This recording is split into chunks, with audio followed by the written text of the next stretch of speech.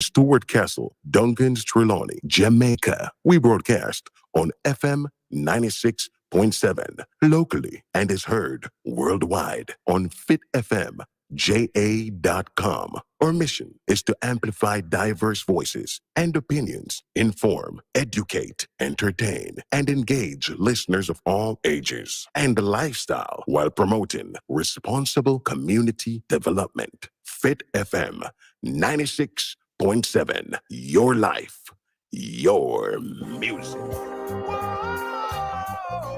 Cultural Mix, an exciting radio show identifying and showcasing cultural diversity across the world through music, interviews, and lively discussions. Join Bev Moonchild on Fit FM 96.7, Fridays 6 to 8 p.m. Cultural Mix, everything cultural. Tune in. Fit FM 96.7, your life, your music. You've got to give, yes, I'm standing 10 feet.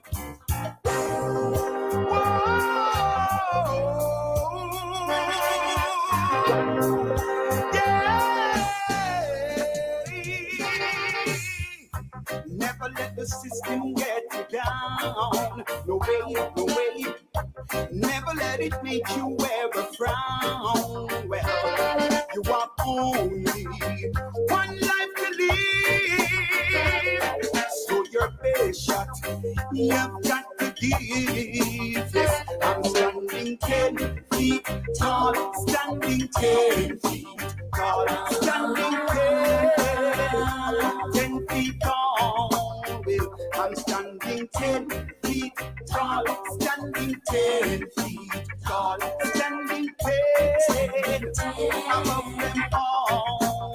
Well, things may not be like you want them to be. Yes, so be wise. You got to try carefully. There may be obstacles in your way. Just remember, Rome wasn't built in one day. I'm standing 10 feet tall, standing 10 feet tall, standing 10 feet tall. Well, I'm standing 10 feet tall, standing 10 feet tall, standing 10 above them all. Well.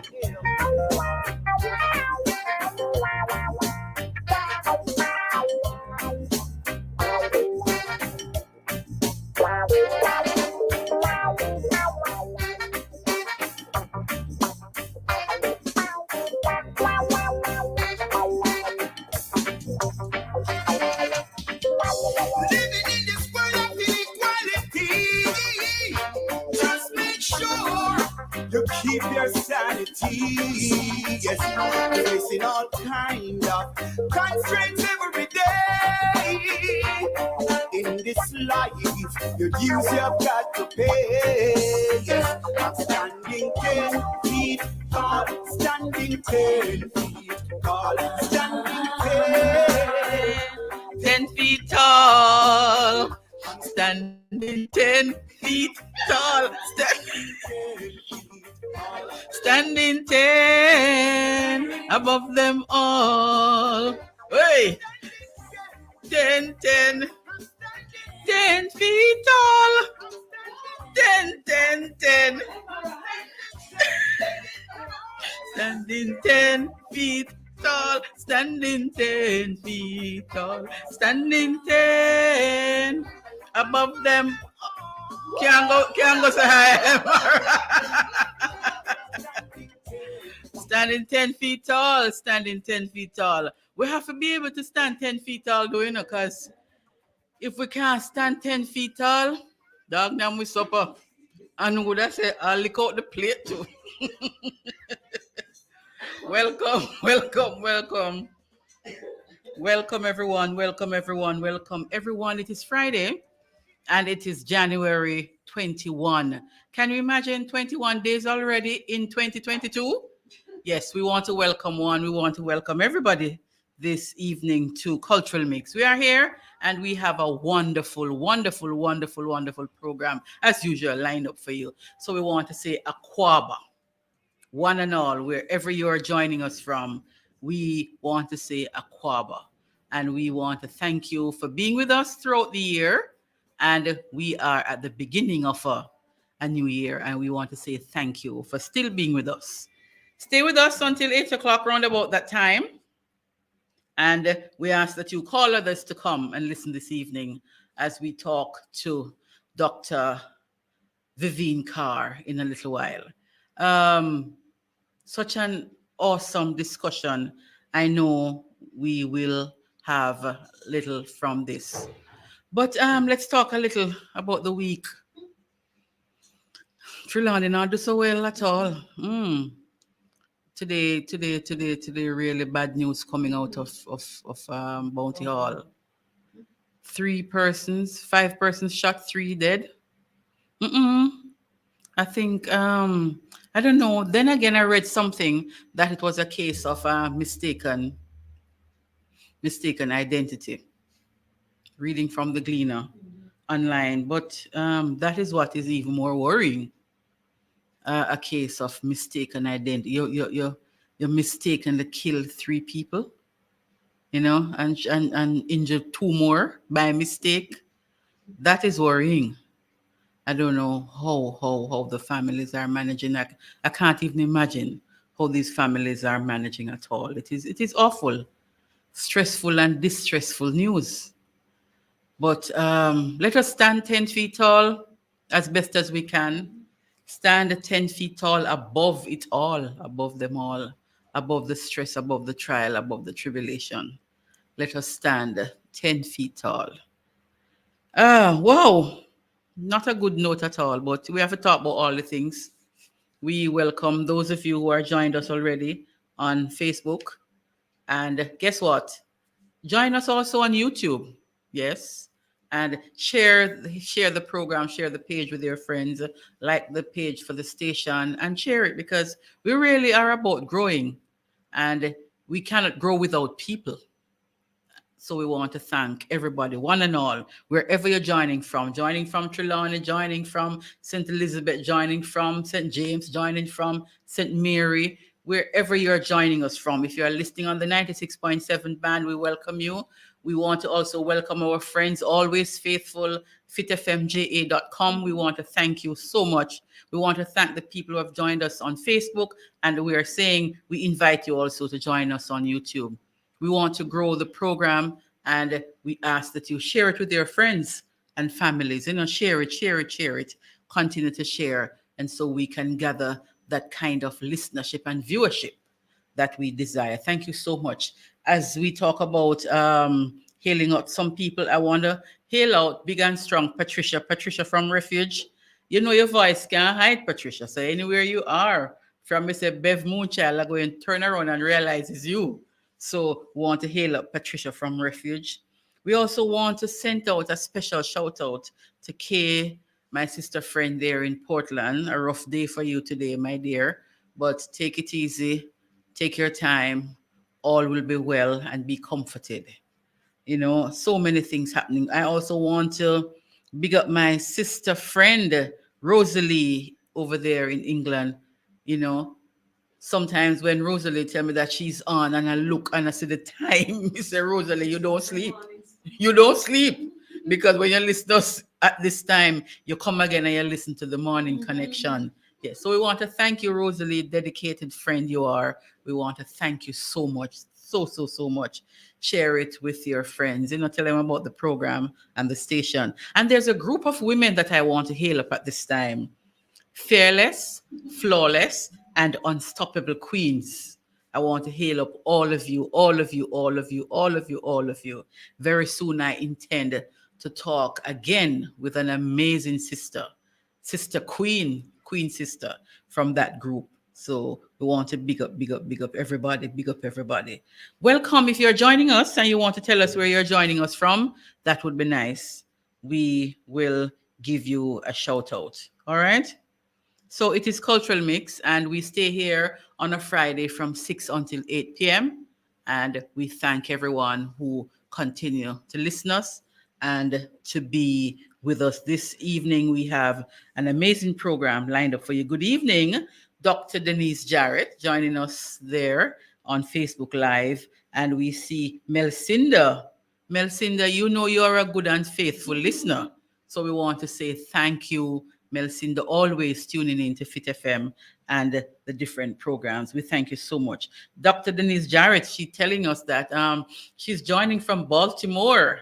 How is it over there now at this time, Denise? I know you are one of those who continue to do well. We want to hail you up to for the awesome work that you continue to do in helping others to be their authentic and true self. So we want to thank you for that, Dr. Denise Jarrett. She said, cool. I can imagine.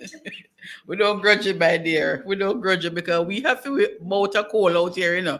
As you see, it touch 4 o'clock in the evening. Place start get chilly, man. You know, and in the studio here, it's kind of chilly this evening, but me have on my long sleeve, right? Yes. So we understand.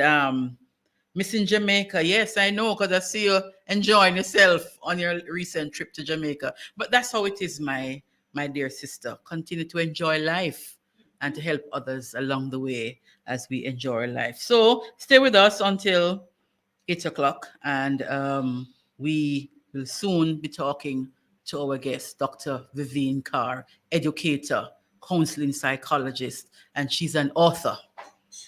Just wrote her book, It Still Takes a Village. So you know what that is about, helping parents and guardians generally to understand and to work with children who are underperforming in schools. So in a little while, we're going to be talking to Dr. Vivian Carr, but we're going to take a break now and listen to another doctor.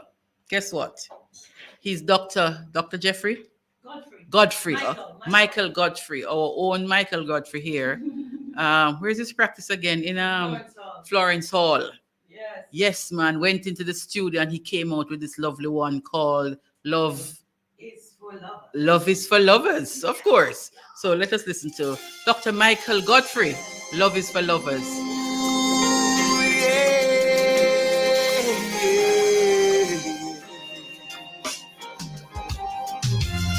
My.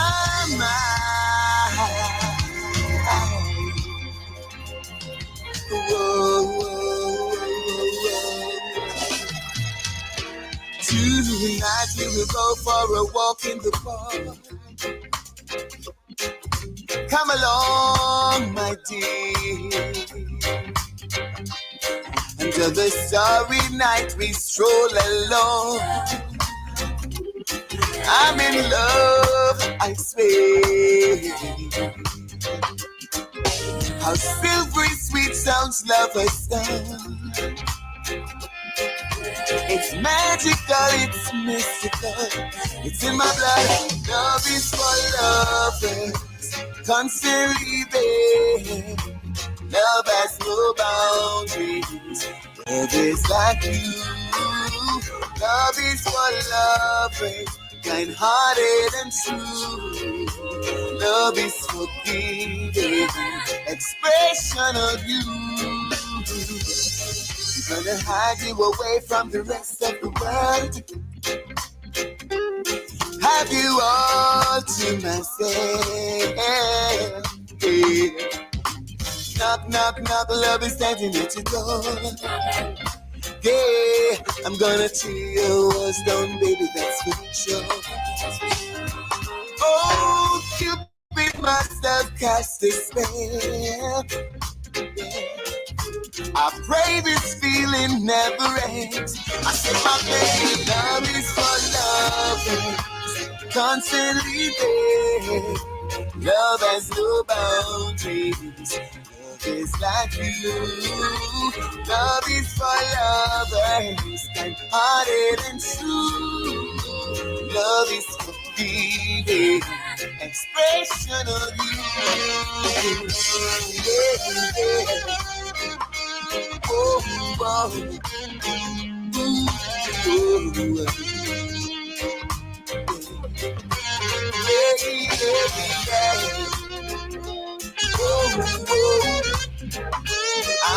Yeah.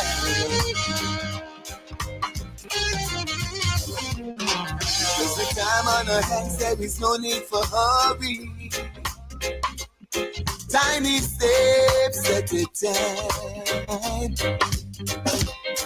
I dream about you every night. I wanna wrap my arms around you tight and close my eyes. Love is for lovers, constantly there. Left moon, Charlie. I hear me. A song that talk. Play it again. We tune in a picture FM 90. Mama, Play that tune there again. We love it.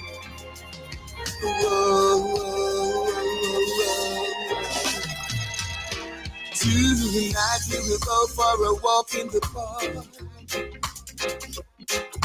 Come along, my dear. Until the starry night we stroll along. I'm in love, I swear. How silvery sweet sounds lovers done.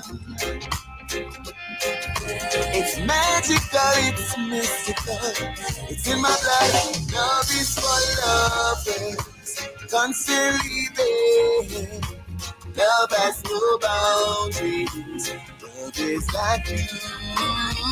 Love is for lovers, kind-hearted and true. Love is for giving, expression of you. I'm gonna hide you away from the rest of the world. Have you all to myself. Yeah. Knock, knock, knock, love is standing at your door. Yeah, I'm gonna tear your walls down, baby, that's for sure. Oh, Cupid must have cast a spell.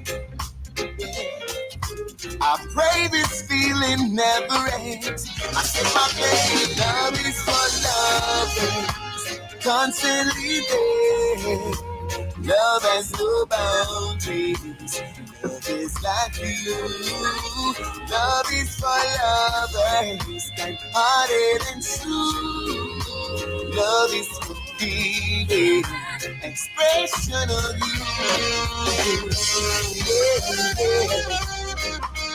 Oh, oh,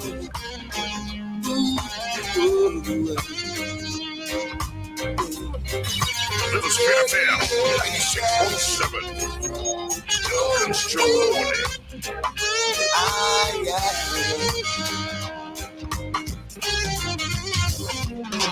There's a time on our hands, there is no need for hurry. Tiny steps at a time. I dream about you every night.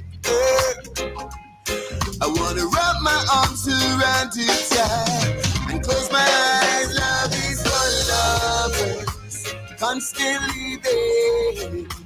Love has no boundaries. Love is like you.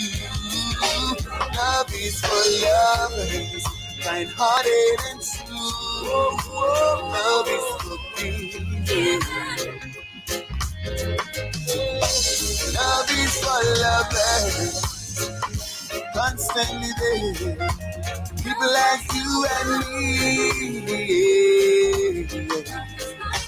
La la la la la, la la la la la. Whoa whoa whoa whoa. Yeah. Oh yeah. I want the whole wide world. Love is for lovers. Dr. Michael Godfrey there. So, Doc, bad tune, bad tune. Maybe just come to the office just for go tell us how bad tune is. I don't like me sick or nothing, Dr. Godfrey. But me for come at the office, come tell us it's a bad tune. May I come get a checkup? Dr. Godfrey. Bad tune, man. Yes, he's a medical doctor. Yes, and his office is in Florence Hall. Dr. Michael Godfrey. Bad tune. Oh, that's his stage name, medical. Yes, man. Love is for lovers. What a lovely song.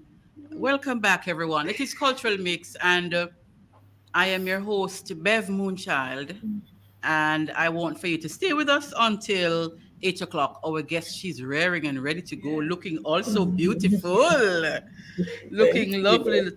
looking lovely. Welcome, Dr. Vivienne Carr. How are you? Thank you. I'm a little bit under the weather, but I'll be well, thanks. Yes, yes, yes. It's I'm protecting my lots of throat. persons.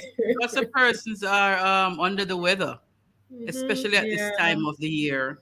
yeah. So I It's see the all. December to March period in Jamaica, the cool, dry period when you have a lot of bugs going around. Mm-hmm. So I hope all will be well with you. I see you're I pray covering up so the throat too. there. Yes, all will be Yes. well. So we're so happy to have you, Doc. Mm-hmm. Um, it still takes a village. Mm-hmm. And once I heard that, I said, no, I need to have a full discussion with you as to what could have caused you to come up with this title for this book at this Mm-hmm. time, as a matter of fact, you know? And not only are you a counseling psychologist, but you're an educator. So Yes, I you will am. be approaching this book now from several fronts, and we're going to be Perspectives. Mm-hmm. yes, we're going to be talking about that. So we're happy to have you, but Yeah, it's a pleasure to be here. welcome to Fit FM 96.7. It's Trelawney's Radio, and welcome to Cultural Mix on this Friday evening. Now, Thank Doc, you.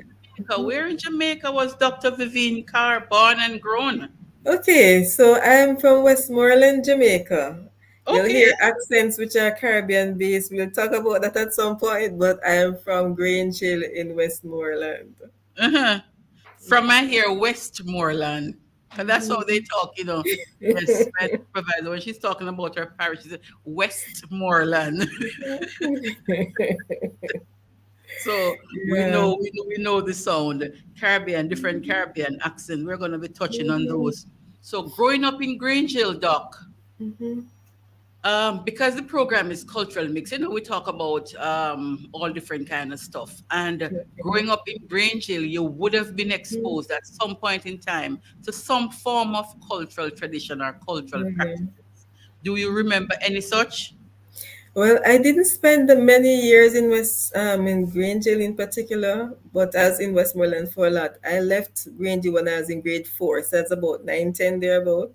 But it Mm-hmm. was when I went to Delft to live with my father that I really think I got all the cultural expressions of the nine night and those things. Yeah, we used to enjoy those Okay. cultural, yeah, very Yes. rich cultural heritage indeed. Nine night. Yep. I And was talking to my sister, I think, earlier this week about just the same thing, how it is that we used to see it as normal because they talk about the Maroons, that's topical these days. yes. We talk about some of those things that we saw as children as normal, that's Mm-hmm, part of our mm-hmm. heritage. Yes. What part of the nine night you enjoyed as a child?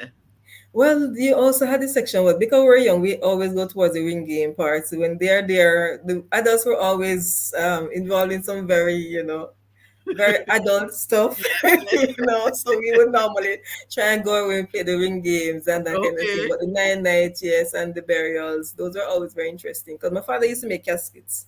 So, Really? he was always into this funeral thing.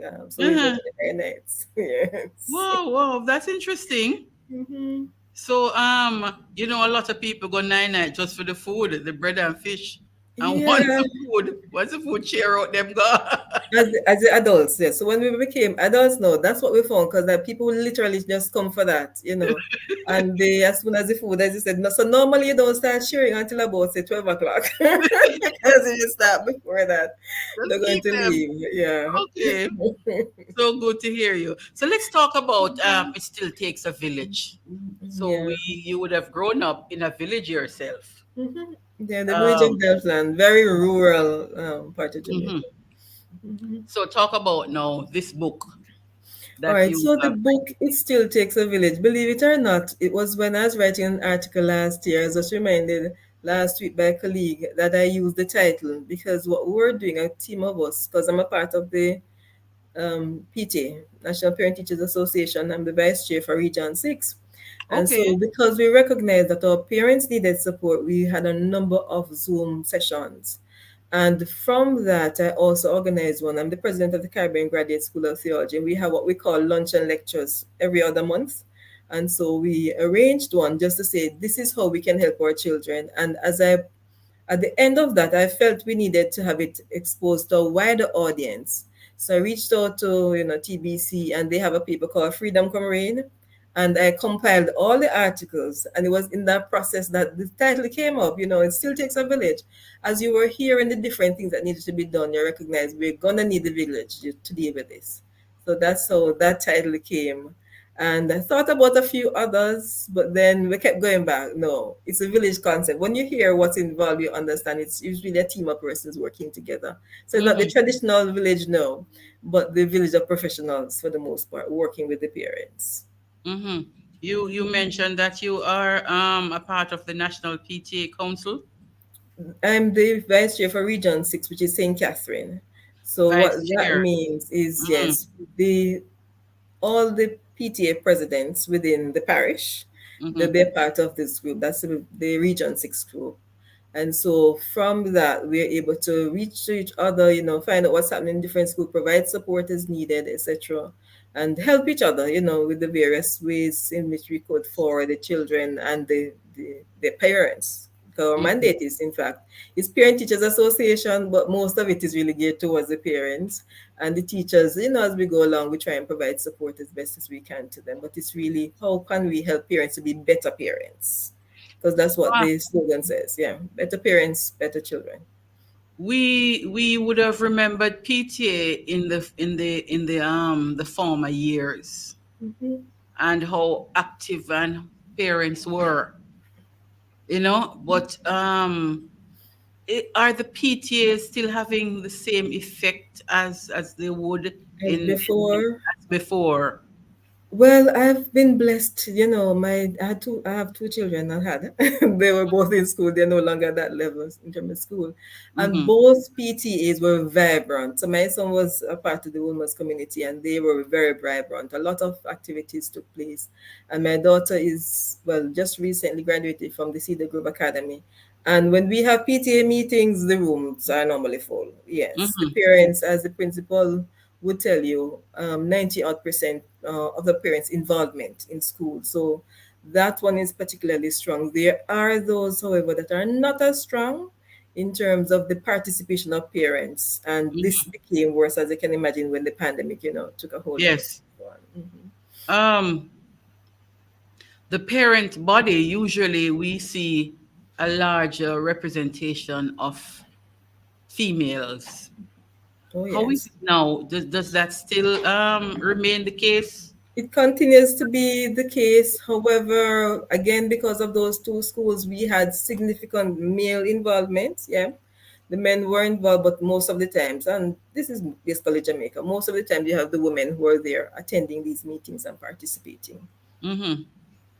What is the mandate of the national parent teach? What is it? So the The primary aim is to provide support for parents as they work together, being involved in the life of their children in school, right? So it's the parents working with the teachers and the school to ensure that the students have the best experience as they can have, to put systems in place that we believe will make life easier and better for them. And mm-hmm. as the school needs support, sometimes infrastructural support, the PTA comes on board, the range fund, but that's not our main mandate. We've always been saying to the principal, this is not why we're here. It's not to raise fund. We're not the fundraising arm of the school.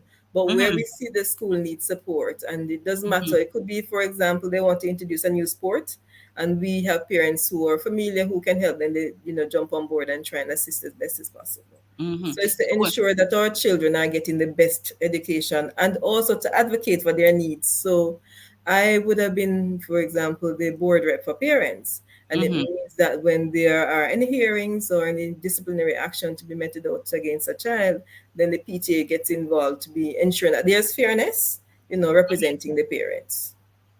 Okay, because it would seem now just by listening to you that there is a national thrust, a national mandate where this is concerned. Oh yeah, Person, definitely. person. Has Mm-hmm. always been, but as you have said, it's not as strong in some areas as it really ought to be. Mm-hmm. What do you say to parents or to those schools with a weaker PTA?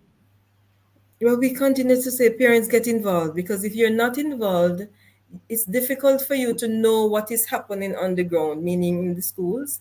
And it's also going to be difficult for them to even listen to you, because as some school principals and teachers will tell you, the parents take the children to school day one, you see them, you see them at graduation. You don't see them after that. And Mm-hmm. so what we find is that there are some children who do not get the best opportunity or education that they can because their parents are not involved.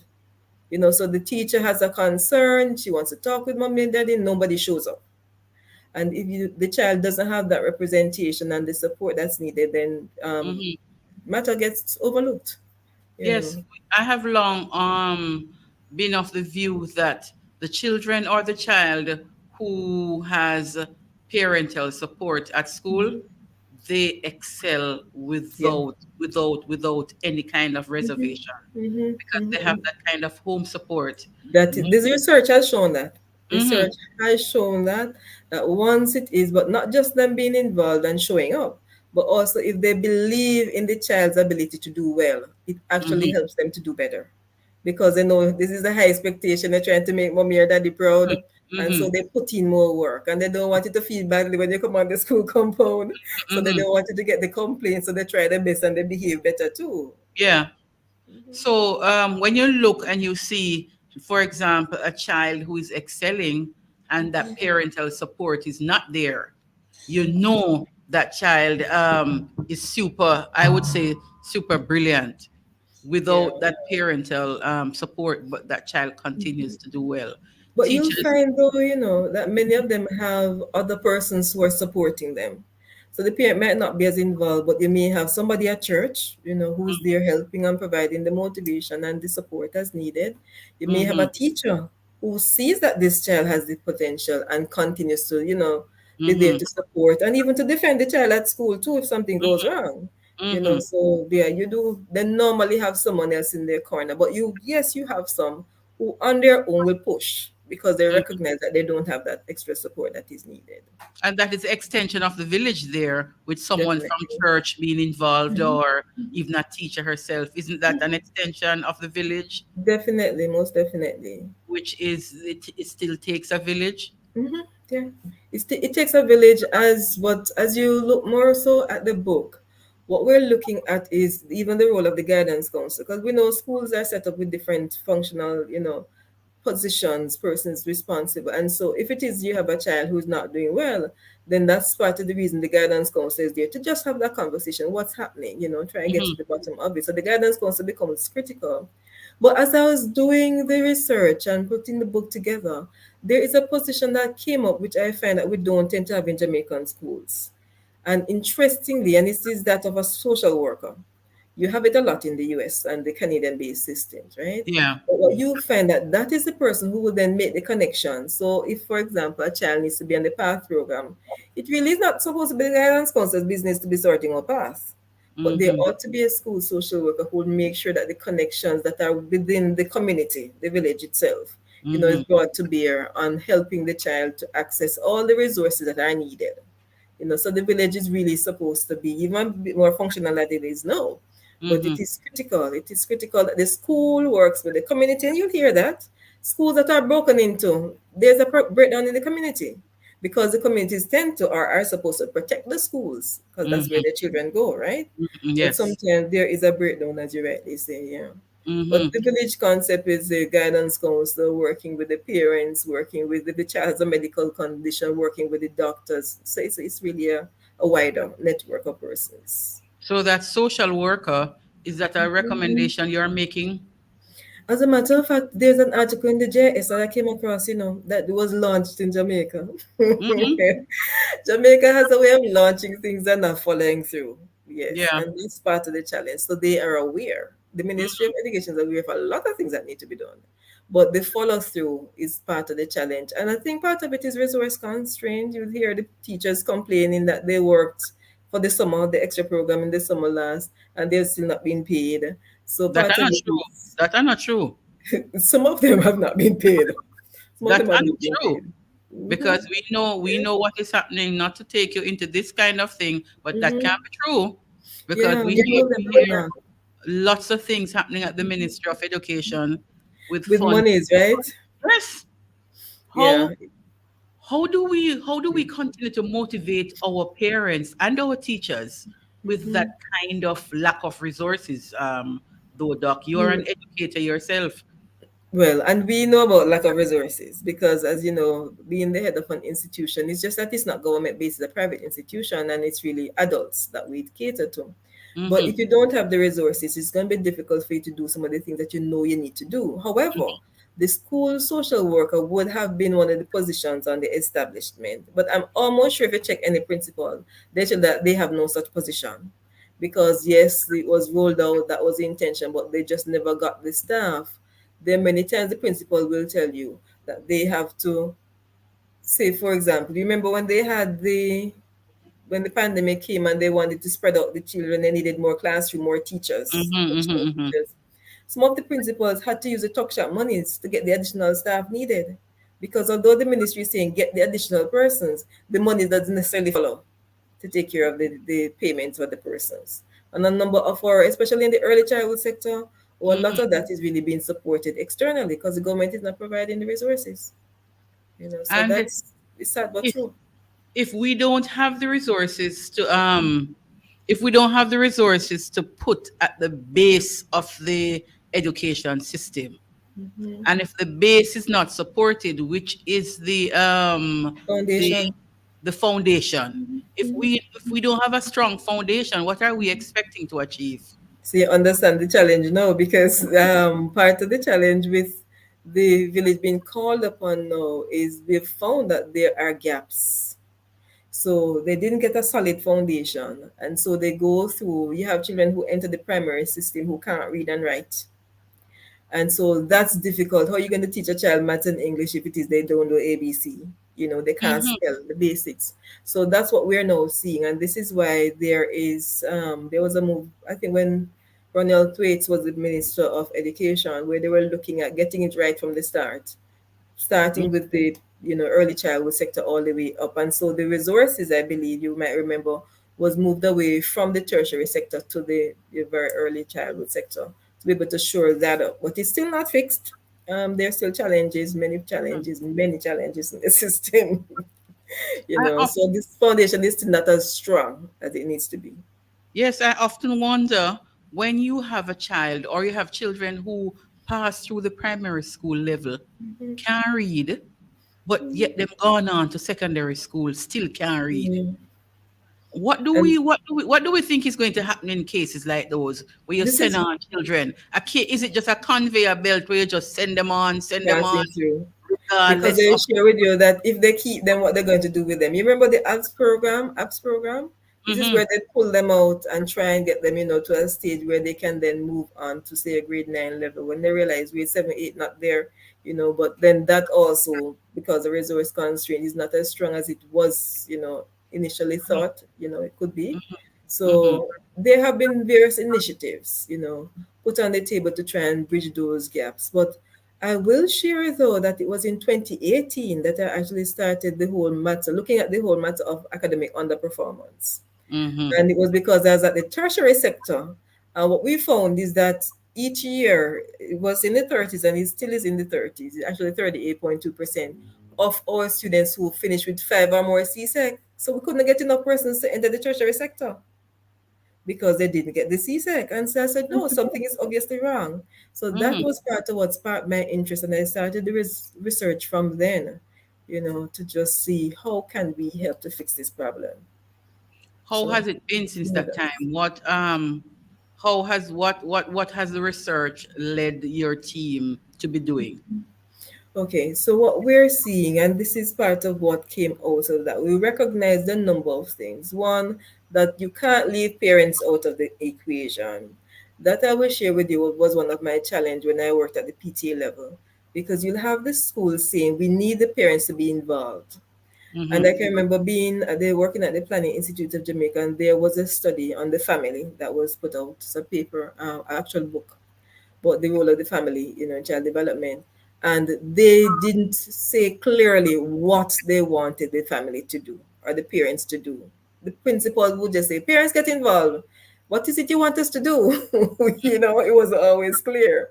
And even there were times that parents went on, came on board, let's get this done. And they said, no, no, no, no. That's ours to do. You don't need to get involved in this. And you're like, but it's not been done properly, and we have the expertise, we can help you. And so we have, been trying as parents to be involved. I will say that when the pandemic came, one of the challenges, and I did say that the school has now recognized it does not have a monopoly on education. And I'm saying this as an educator. Mm-hmm. And the way you saw it happening is that a number of parents had no clue what to do because they were never guided by the school. And it's when the school started screaming, you need to supervise the work, you need to check if, and they started spelling out, the parents like, oh, that's what you mean, which is, it sounds very simple, but one of the things, and I tell you, why I'm into adult education, I've found that for years, people will tell you, do this, do that, without telling you how to do it. So the how to was always missing. But the pandemic did show, this is what needs to be done. So we literally, and the book seeks to spell out, this is how you do it. So that's really what the book is about, telling you step by step. If you have a problem with the school, and all right, so let's go to the classroom setting. Child is having a challenging class.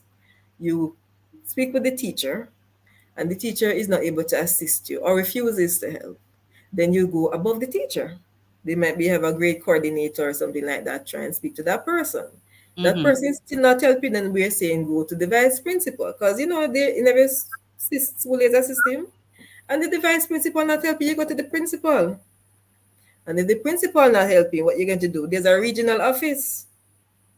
And if the regional office goes straight to ministry, so don't go to ministry before you go to the class teacher or before you go to the principal, because really they're going to send you right back. So those are some of the basic things that you lay out and say, this is what you need to do. This is how you get solutions. If the school fails in terms of addressing the needs of your child, then these are other resources available external to the school to help your child.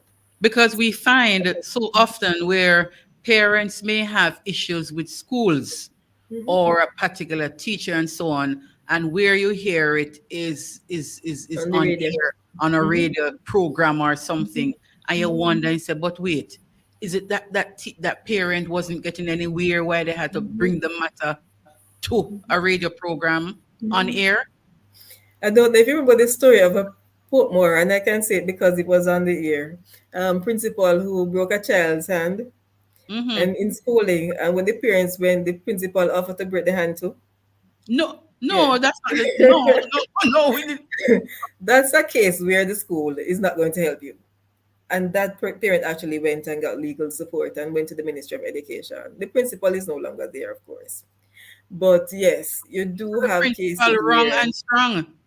exactly you do Wrong have and those. strong. You do have those. And you Uh-huh. have those who will tell you that they're in charge and ministry can't tell them what to do. We have heard about them. What do you do in those cases where they So say they are in in those charge cases, at we the have the ministry? school board. We have Mm-hmm. the school board. And so again, we said to parents, ensure that you're following the processes. And so the school board, the principal reports to the board. And so Mm-hmm. you need to make sure that you're going to the board if there's a challenge at the principal level. Mm-hmm. And then it is their responsibility to ensure that the matter is addressed. And if not, as I said before, you can go to the regional office if So the many board is not parents, helping. so many parents though lack Mhm, that kind of resource to be traveling, because mhm, when you maybe be able to go to school, talk to the principal, talk to teacher, talk to grade supervisor and so on. Once you have mhm. to go regional office and so on, a number Yeah. of our parents may not have that kind of resource to be going to a regional office or so on, or even go to the ministry. Once you Mhm. go down a ministry, a whole day story. Yeah, and sometimes you don't get through to anybody because they're saying go back to school. You Yeah. know, and so this is where we say put it in writing. So Mm-hmm. if they won't accept you or admit you or give you that audience, then put it in writing. Mm-hmm. Mm-hmm. Mm-hmm. Mm-hmm. And all if all else fails, just like Jamaicans like to block road and use placard, We Yes. say go to your PTA president because your PTA president is supposed to be there to or the team to represent you and your needs. Mm-hmm. What you'll find that they're likely to get the attention of the principal. So After. I'd forgotten the PTA, but yes, part of their role is that of advocacy also. So the parent doesn't have to do it alone. Mm-hmm. They can get support. So Okay. they don't have to be the one to do the writing or to go to the ministry or to go to the regional office, but the PTA can, PTA president. Okay. Okay. Okay. Okay. Oh, opening. I just want to go through a few comments here. So Denise Jarrett from Baltimore, she's an educator herself. Dr. Denise Jarrett, I Mm-hmm. just want to share with you a comment here. The schools were clueless as well when COVID came about. Also, even when the parents are told what to do, there are many parents who just are unable to help. That is true. That is true. And you may have seen, I think it was earlier this week, a principal who's teaching some parents. Because long ago we learned that there are many parents who became parents as children. Mm-hmm. And so many of them dropped out of school, as you say.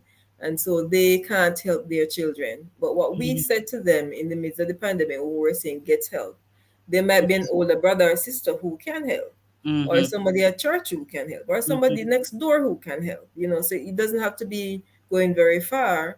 But Mm-hmm. if you are not able to, because some of them really are not capable of assisting, even when they hear what they're to do, they can't do it. Yeah. So we say get support. Again, this is where the village comes in. Mm-hmm. You Another can't do it comment. alone. Another comment from Denise. Schools are also suffering from lack of leadership.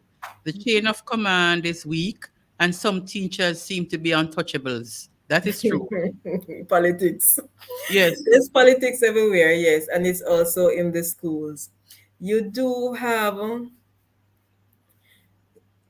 the ministry, one of the arms of the Ministry of Education, which has to do with the inspectorate. They Mm-hmm. inspect schools, and so they grade them. There are different categories, and school leadership is one of the areas. Mm-hmm. And this is why you have the college that was developed to train principals, because they discovered many of them had no management skills. They Mm-hmm. didn't know how to supervise their staff, and especially if you have a younger principal with the teachers who've been there forever who think that you can't tell them what to do, it became a challenge. And so here it is, yes, leadership. Everything rises and falls, they say, on leadership. And if you Mm-hmm. don't have that quality leadership, it's going to affect the whole system itself.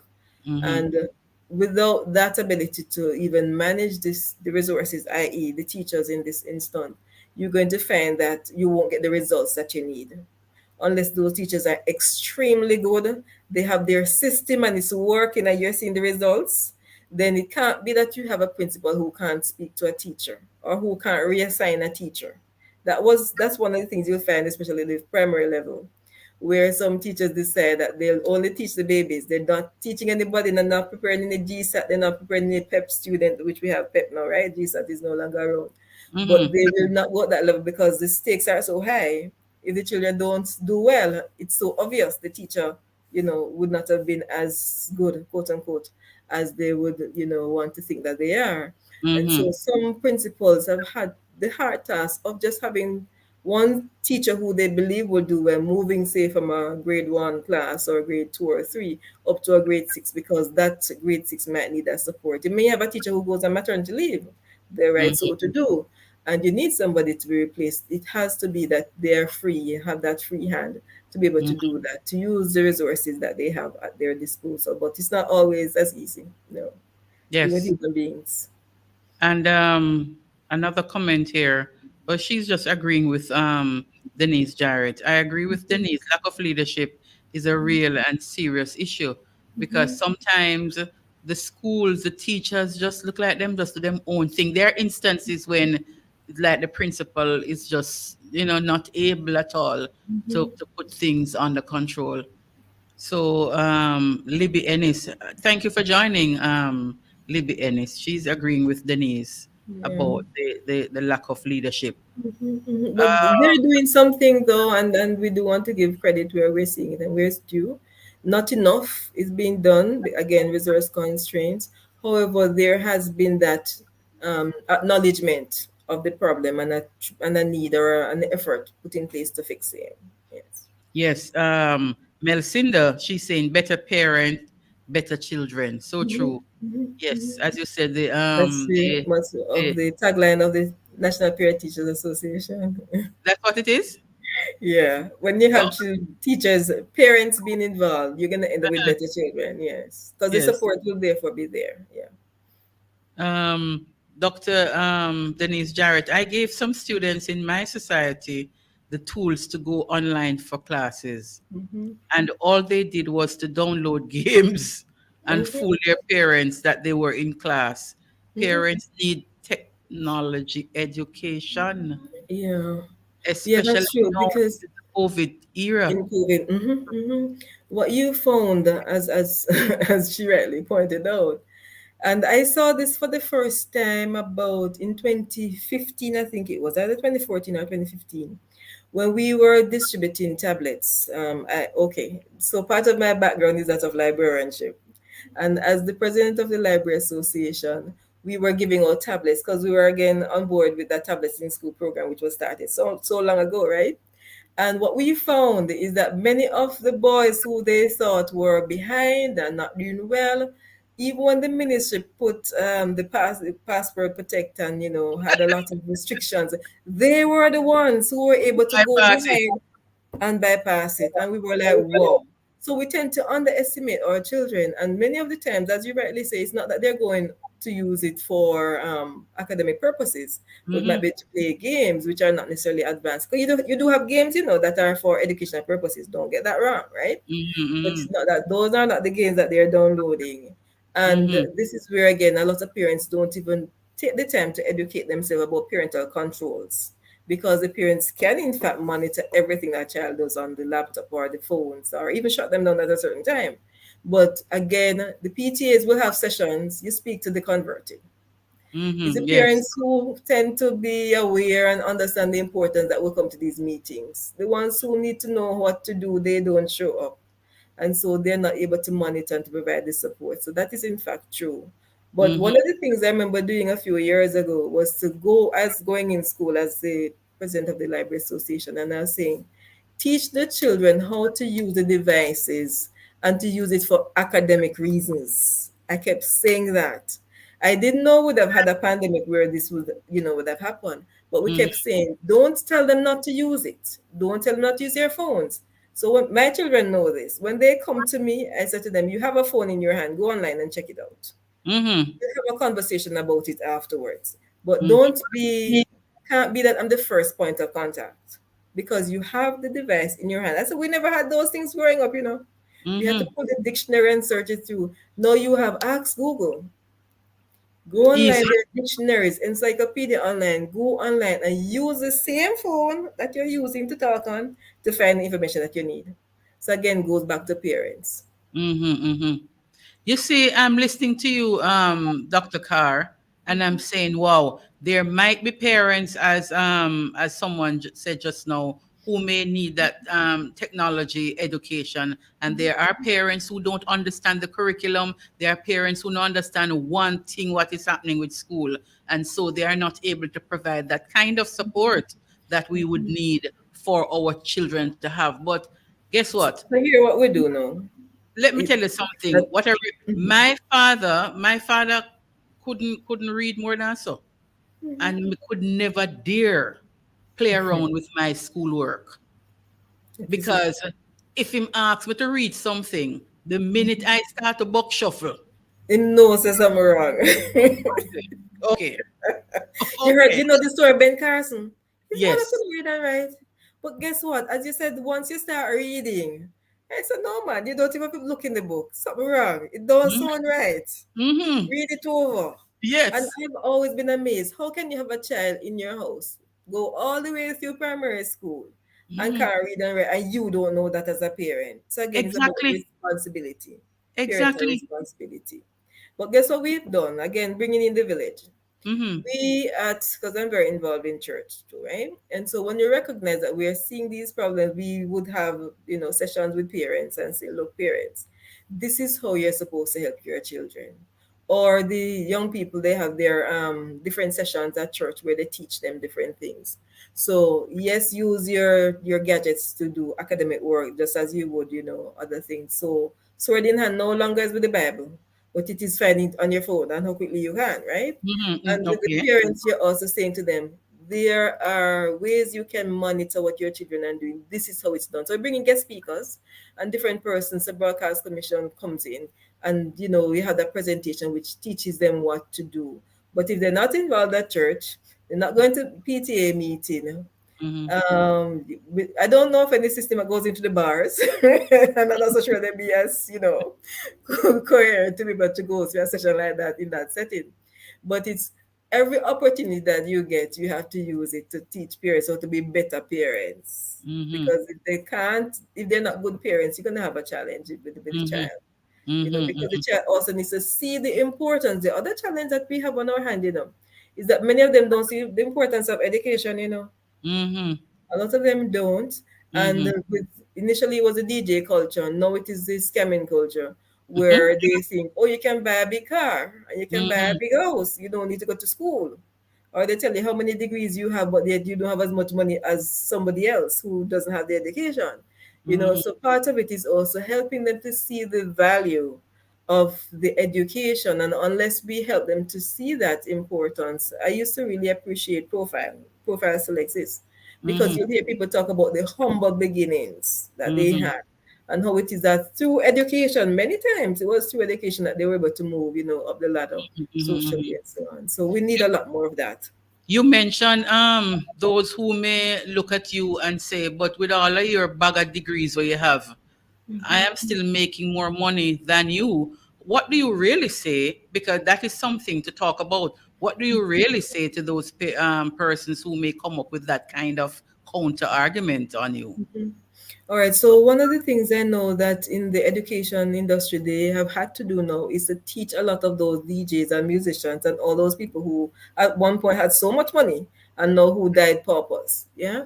Is Mhm. to teach them the importance of education and how it is that if you knew how to manage your money, you wouldn't and for example, you show them examples of persons who had money and Mhm. who, because it was mismanaged and Okay. because they didn't have the intellectual ability to Mhm. even get persons who knew how to surround themselves with the right people, Yeah. that they in the end didn't do as well. So it's Mhm. helping them to see that education is not just, as you say, to be educated to be a lawyer, a doctor, a Mhm. teacher, so but Mhm. even how to live your own life in an effective way and manage your own resources. Mhm. So it's helping them to understand how education works. Mhm. It's not just to have the paper, but it's you Mhm. learn something in order to be able to make a difference to your life or the life of other persons. So once they can see that connection, it does help, you know. Yes. Just want to share with you some of the comment. Patrice Bowen. My friend is an educator, and that's the biggest struggle. Children are online doing class, video pause, mic muted, multiple screen. Online still needs someone present in the home to keep them focused. Definitely.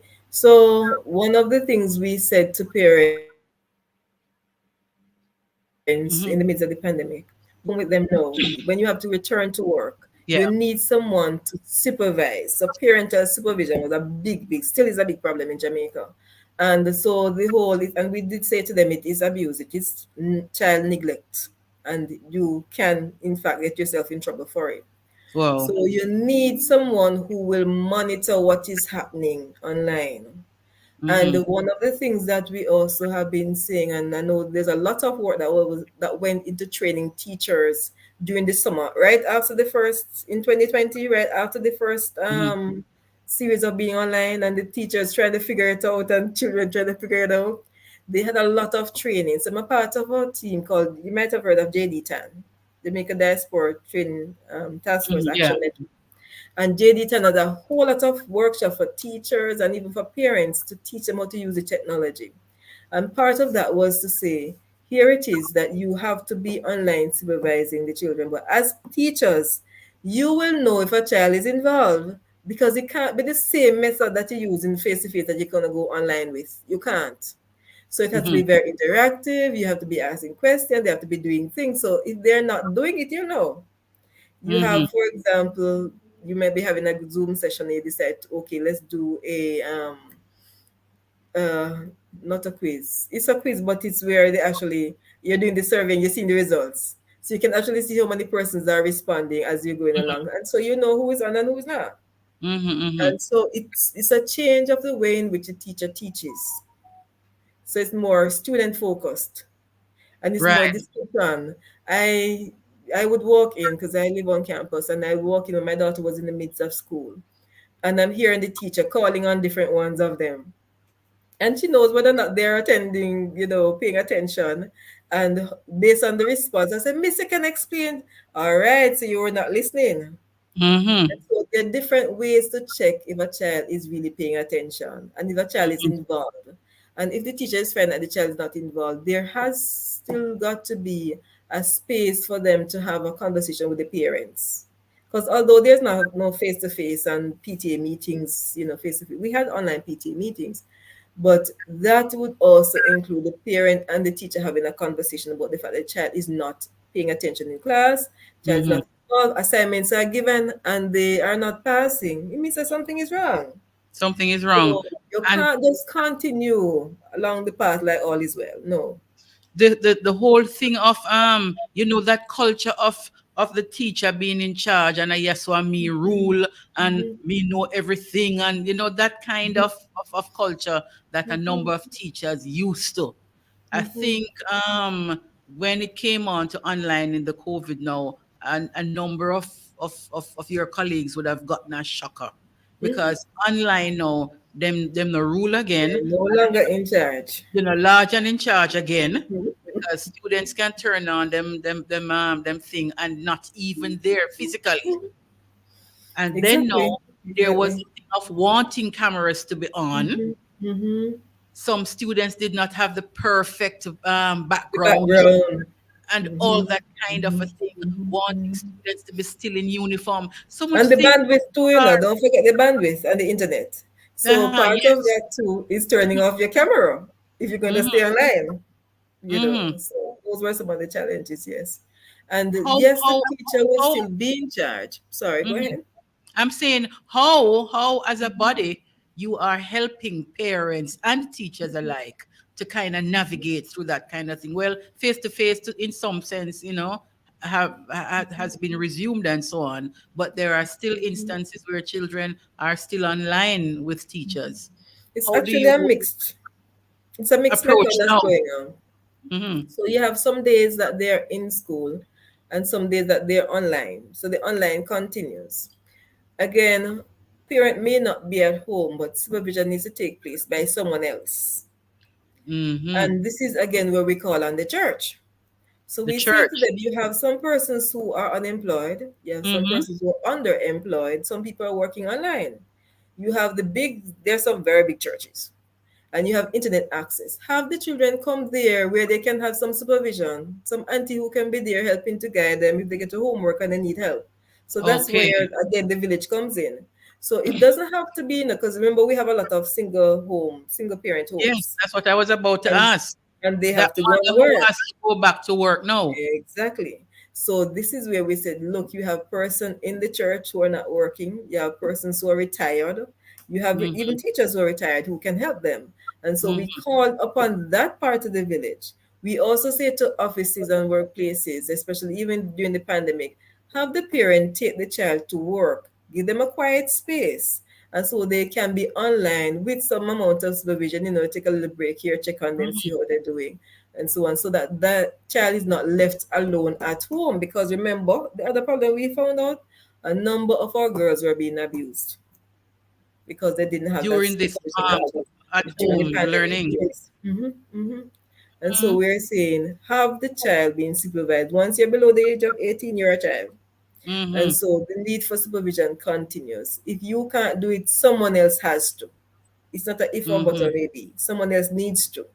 And so how do you get that someone else on board? It could be an older brother or sister who is maybe in university and who is online, and they know the tricks and they can help to monitor and supervise. And so this is where you get family members involved, the church involved, community members involved. You had some community centers that were used. and Mm-hmm. they were able to help with that kind of and provide that kind of support. So Okay. yes, the teachers would be in class, the children would be online, but there's someone supervising. When they're there face to face, then that's different because the teachers in the classroom space with the students. Yes. Another comment I want to share with you Mhm. from Libby Ennis. Some parents assume that if they themselves don't know, the child won't either. Discussions with the students and the children will highlight some of the areas that the parents may need to seek help with. But they first would have to let go of the ego and pride that is preventing them from seeking help. Yeah, so we've Because said to parents, if you don't know, you don't know. Don't tell them foolishness. Because if you tell them and they find out that it is wrong, they're not going to come to you again. Right? uh-huh, So we are saying, don't be afraid to tell them that you don't know, but you can find out together. yes. So another very useful resource, and we said this to our parents, go on YouTube. You don't even have to let them see. Just go and find out for yourself, and then you can always say, come on, look at this and tell me. Let's go through it together. Mm-hmm. There's no shame in saying that you don't know.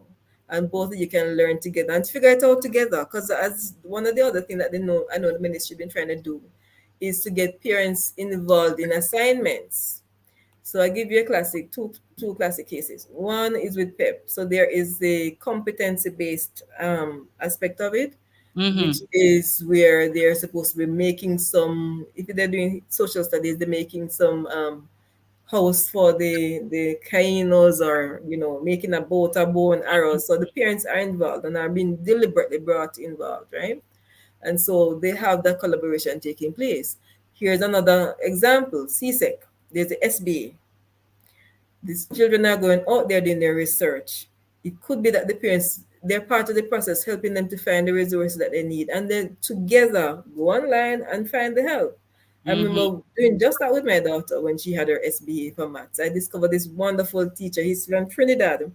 And so the pandemic kind of worked to our favor because Mm-hmm. all of this help was online, and we just went through and step by step did the assignment Wow. because it was maths research. It's not regular research, but the teacher would tell you, make sure you do this, go through, do that, and give them the examples. And this is how many of them were able to complete because the parents didn't have a clue, Mm-hmm. but Mm-hmm. it doesn't mean it can't be done because there's Mm-hmm. help available online. Yes. Another comment here from Denise. Yes, these students are brilliant with technology. They can read everything to get what they want. Mhm, I think they're aware of the educational value, but the interest to get an education is not there. We need to get the students interested in education. Where mhm. did we go wrong? She's asking. Okay. All right. I found that there are a few, I want to call them movements online with young people who think, oh, you don't need school. Why do you need school? And my daughter brought me a few of them, and I watched and I listened, and then I had a conversation. Okay, fine. So you don't need school. How did Mm-hmm. this person write this wonderful thing about school? He must have gone to school, right? Mm-hmm. The English is great. It's like poetry. It's nicely done and rap music, everything to the whole thing. And so you do have a group of persons who are sowing that in their minds that they don't need education. And so we need to be aware of it. Who it is that your children are following and listening to. That's critical, Mm-hmm. right? And then you have to help them to see the house you have over your head. You are living somewhere because I went to school and I got a job and I can pay the mortgage. If I did not, then maybe you'll be living in some one room somewhere there. Not that there's any shame in living in the one room, and that's what you can afford because it's better than being outside. But then you have to help them see the connection, Mm-hmm. yes, between your life and how education assisted you or if it didn't assist you, and how you might have made a mistake. If, for example, is a parent who got pregnant as a teenager, how it is that they were able to pick themselves up because many of them have had to go back to school and some of them have not gone back to school, but it has affected their ability to get a certain kind of job or salary and Mm-hmm. so on. So it's for them to be able to show in a practical way the value of education. They can Mm-hmm. go online because a lot of that is written online. What's the purpose of education? Why do you need to be educated? What And I then think from that, mhm, what I think persons may confuse education with is the actual school room. Going to school. Mm-hmm. So there are persons who may say you don't need an education, but I don't think they actually mean you don't need to learn. Mm-hmm. They may Exactly. be The brick citing, and mortar kind of thing. Put on yes, your bag and your book and everything and uniform. four walls and the four walls. Mhm. So let us make that Yeah. distinction here, Dr. Mhm, Carr, mhm, when mhm. we talk about education, not Yeah. necessarily mean that schoolroom, that Mhm. COVID now has shown us that the four walls really is not where it lies. Exactly, exactly. So that, as you rightly say, with the pandemic, we now know that you can go to school without going physically to a Mm-hmm. place. And Mm-hmm. we also know that, well, we need to teach our children that there is the formal and the non-formal education. Mm-hmm. So it's not that you have to sit in front of a teacher, but Mm-hmm. you can learn in different ways. And Exactly. and so as they appreciate that more, I think it'll Mm-hmm. be easier for them to, absorb and be a part of the process. Mm-hmm. So Mm-hmm. I have also tried to help my children to see the connection between what they learn in school and real life. Mm-hmm. So if it is that you're learning about what is the boiling point of water, it give you a sense of, okay, fine, the fire is on at certain point, it's gonna boil. Mm-hmm. Or if it is that you um mix different meats, you can have contamination, cross contamination, right? And so this is the things you learn at school, and this is how it works in practical life. Mm-hmm. So unless or they come to you and they ask you for $1,000 and you, okay, what are you gonna buy? Okay, if I give you this and the cost is that, what will be the change I'm supposed to get? You know, and that's maths. So they see that maths can be something real. The reason I go and I learn one, two, three, or that's 4 plus 5 is in fact 9, is so that when I go to the store and they give me my change, I can know nobody's robbing me. If am I getting the right change? So we Mm-hmm. have to make it real and relatable, Mm-hmm. what they're learning in the classroom setting versus real life, and Yes. that's critical. An important note here by Denise Jarrett, and I know she's active because of I mean, she's active online this evening because of the fact that she herself, she's an educator, and she can identify with a number of the issues you have raised here. This is what she's saying now. The economic background of the child is a big burden. Mhm. Children need lunch and or bus fare to move about. If parents do not have the money, the children are still stuck at home without the help of the village. The ministry must create the village atmosphere in communities. It must be a costless solution for the masses. And I would want to agree with her. How do you Mhm. respond to that one, I Dr. Carr? definitely agree, especially when we had the pandemic and persons were a bit scared to go out, and would say to them, look, the village could be in your house, so that Mm-hmm. when there's need for additional tutors, then it might be that sister or brother who has finished GSAT already, or PEP already, or CSEC already, Mm-hmm. or it might be somebody just next door who Mm-hmm. has gone through it. So it doesn't have to be any taking bus to go far. And Mm-hmm. yes, one of the things that we are aware within the education sector, many parents, as she rightly said, can't find the lunch money and the bus fare. Those, it wasn't uniform and books at the beginning of the year, because that's just a one-off expense, right? Mm-hmm. But it Mm-hmm. was the everyday bus fare and lunch money. And Yes. so in the midst of the pandemic, when there are no movement days, go plant a backyard garden. So you have a little extra food to be able to help. Mm-hmm. Or Mm-hmm. you're saying to them, look for other cost-effective ways of learning and of doing what you have to do. So it doesn't have to be that you have to go somewhere and buy something. That's the other thing they teach, especially the children at the early childhood level. Use a cardboard box, use things around the house to do the assignments. You don't Mm-hmm. have to go out and buy, because the additional things sometimes is difficult to come by. And so Yes. how do we use our resources that are right at our fingertip, right at our Mm-hmm. arm's length, to be able Mm-hmm. to do that which needs to be done to teach? So the teachers Mm-hmm. have to not be as high tech with some of the assignments, but to be Mm-hmm. very practical. One of the, or a few of the CSEC, and my daughter did food and nutrition for CSEC, and foods, they call it. And she had to do over 30 something dishes. And what I really appreciated with CSEC, they'll tell you Wow. that they're supposed to be low cost meals. Uh-huh. So mackerel, um, the vegetable, maybe callaloo and something, they actually mark them on that low cost. Okay. So that they tried to ensure that the parents were not being pressured to go out and buy, the more Mm-hmm. expensive things to get the assignments done. Mm-hmm. Mm-hmm. And so it's how we use the resources that we have. So the village is very much in your space. That's what a village is. The village Yes. is where you are. It's not Another thing the too, road. Dr. Carr, is as you mentioned that your daughter did food and nutrition, some people would remember it as. It takes me back to the point where a number of our students are leaving high school with this whole heap, with this bag of CXCs, that when you check some of the subjects that they have taken, is it that they are just allowed to just take any kind of subject, any amount of subjects that they can relate to after school, subject that will not, some people that say, we are going to do with that now. After you acquire that subject, what are you going to actually do with it? All right, so there is, and this has been a concern of mine, I'll share this with you, where the role of the guidance counselor sometimes is underestimated in the high schools in particular. Really? Because when it comes on to career planning, so there is the Career Keys is actually an organization that has sprung up in Jamaica because they saw the need. And they're Mm-hmm. saying, if you want to be a lawyer, you want to be a doctor, if you want to be a chef in the hotel industry, these are the subjects that you need to do in order to get there. Mm-hmm. Many times the children, they don't go to the sessions, they have career days. I say, oh, career days is for children. Yes, you don't have to put on the soldier man clothes and all of that kind of thing. Although I've seen some high schools that have done it and it's really tastefully done and so on. And they invite guest speakers to come in, talk about different careers. So you do have those, but then Mm-hmm. you have some that don't have that kind of support. And this is again where the PTAs come in, right? So you Mm-hmm. have parents who are there who are in different professions.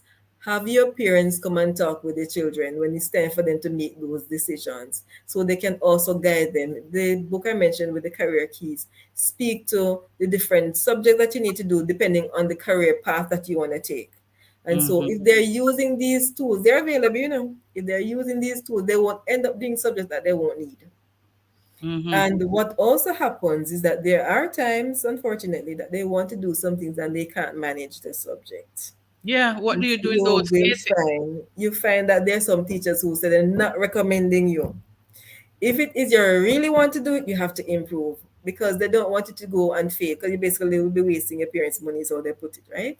Mm-hmm. So yes, there is guidance provided. There are times too when the parents are called upon and they are clueless.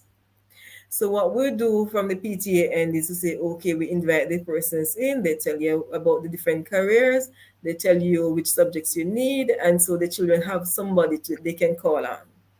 So I provide the support sometimes with the school, talk with the Mm-hmm. guidance counselor. Guidance counselor have sessions and seek as best as possible. They tend to have them like at the grade 9 level, where Mm-hmm. each class goes through that process, goes through the books, look at what it is they need to do. Some of the children have no clue what they want to do, by the way. Yes, what do you do in those instances? It's normal.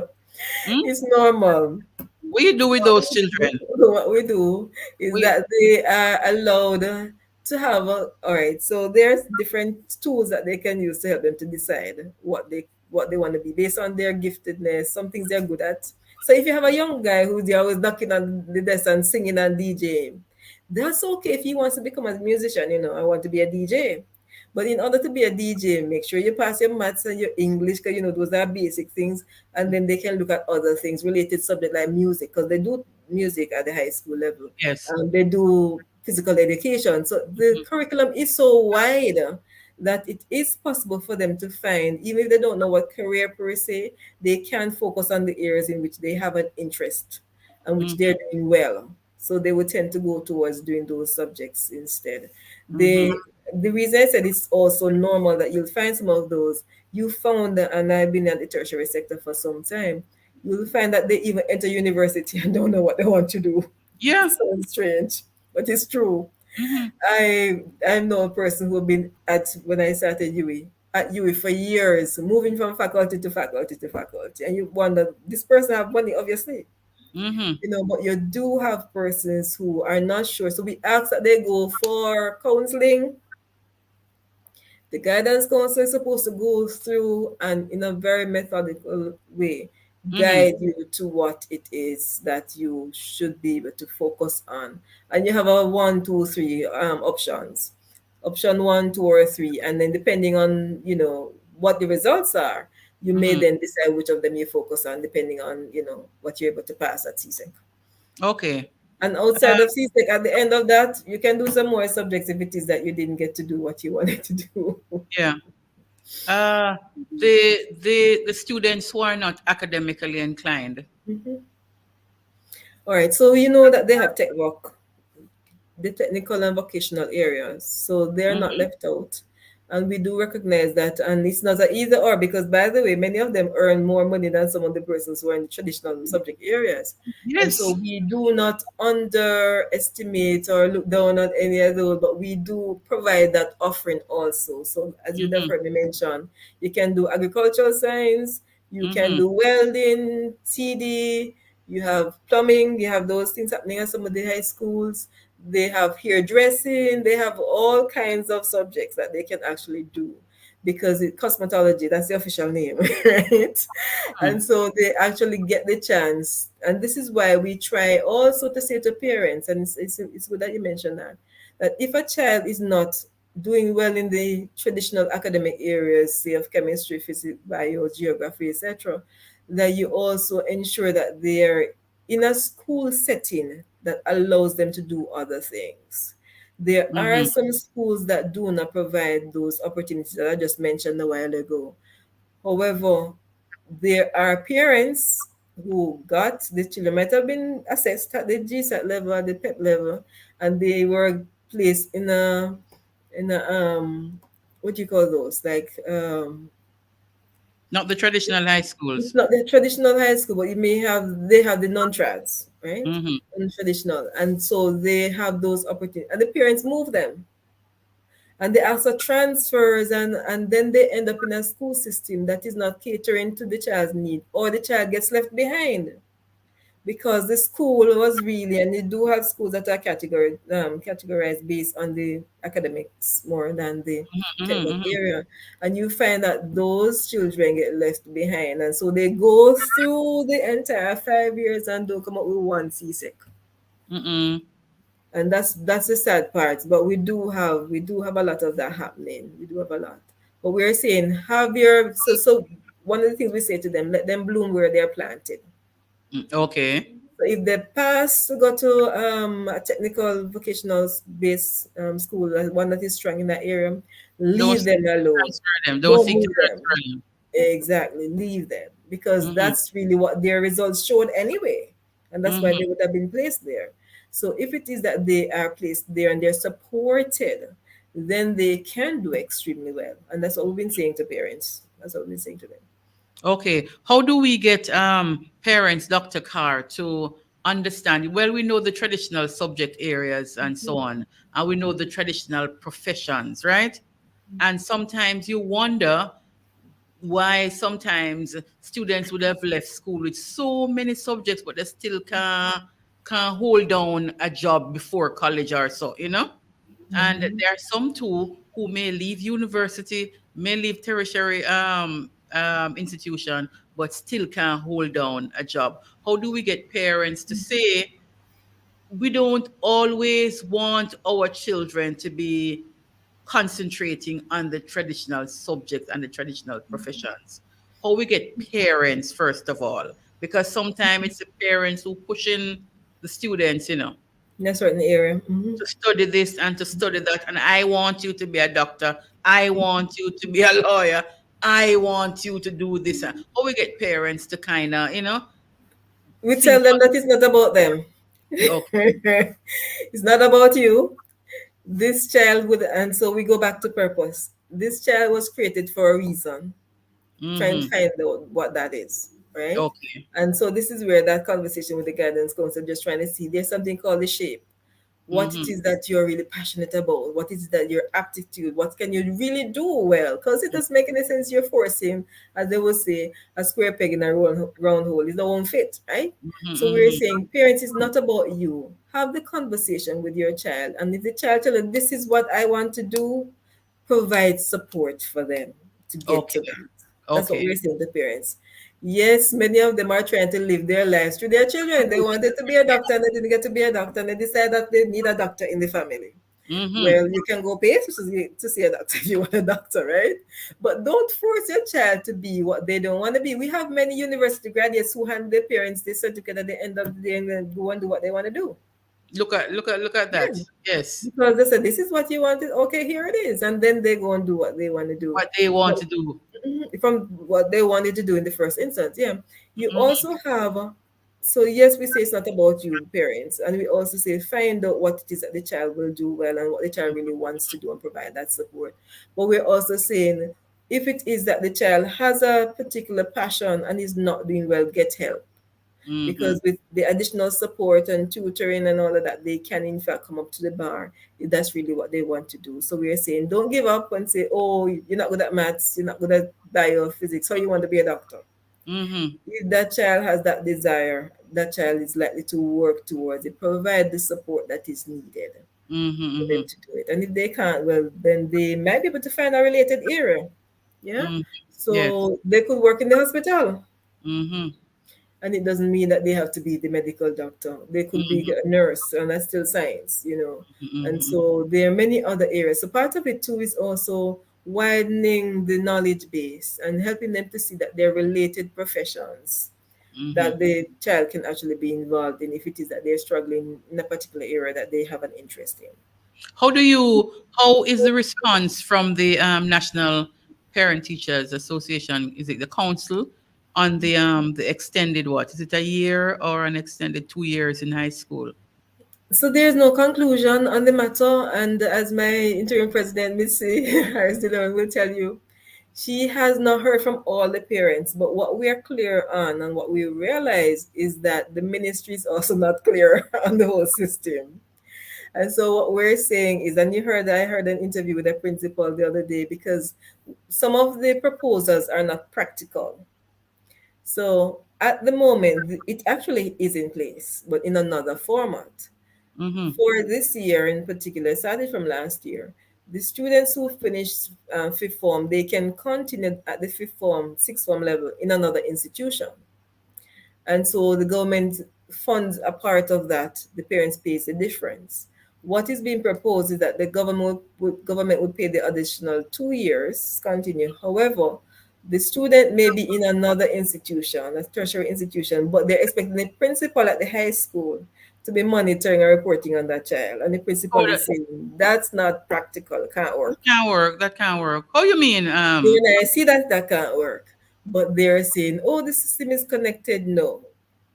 And so Hold many on, of hold us, on, the hold on, parents, hold on, Dr. Carr. Wait. Let me understand what you're saying. So the proposal is for another 2 years in high school, right? sure, until they're 18 at least. Yes. So what have you just said? That child would have left high school and gone to a tertiary institution, Say a community college, for example. but the Right? principal of the high school will be tracking what? The What is happening development. with that child if they're going to school, if they're doing well, and all the reporting that normally takes place would take place. And the principal is saying, we have no jurisdiction, the person is out of our system, Out really. of the system, yes. Yeah. And so, because what they're saying that they wouldn't be able to graduate until after they finish the additional 2 years. No, no, But no. But right now, what happens is that the child can graduate and then continue the other 2 years in another system.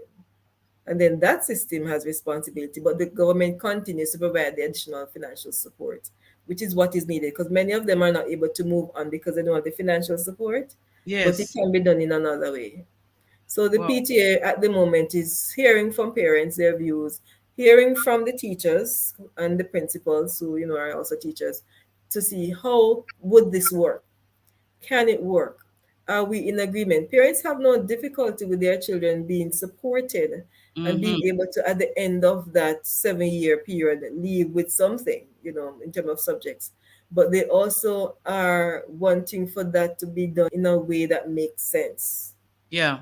you know, Mm-hmm, mm-hmm, and that mm-hmm. the students also have a choice, Yes, because you can again, some of them don't necessarily want to be in a want to stay in full-time high school school. for 2 more years. Thank you. Because many of them they were really looking forward to finishing high To school. leave in high You school, know, yeah. exactly. You know, and they're a bit more comfortable at the tertiary sector. So why would you now want me Hold when the them back, option is yes. there for sixth form? Because some schools don't have a proper year 1 to 5. When you add two more to that, really, and you spoke about leadership earlier, where the Mm-hmm. leadership is poor, why would you want to force a child who maybe is in a rural community who doesn't have all of the options that you have in the corporate area to stay Mm-hmm, in a mm-hmm. school like that when they could move into Kingston, and go to another school or so?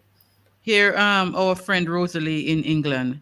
In London, children that find learning in school are introduced to apprenticeship courses, which not only qualify them for a trade, but also an allowance from the government. This seems to be a It's good like initiative. Heart. It's Yes. like Heart, because we Yeah. have Heart here in Jamaica that takes care of that, and they actually get the bus fare and the lunch money, and Okay. it's apprenticeship. So it's an So in the incentive. end, and this is where at the end of, and NYS also helps with that.